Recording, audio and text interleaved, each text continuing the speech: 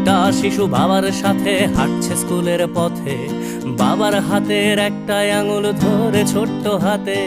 হঠাৎ বিকট শব্দ আর আগুনের ঝলকানি, শিশুটা ভয়ে চিৎকার করে, বাবার চোখে পানি।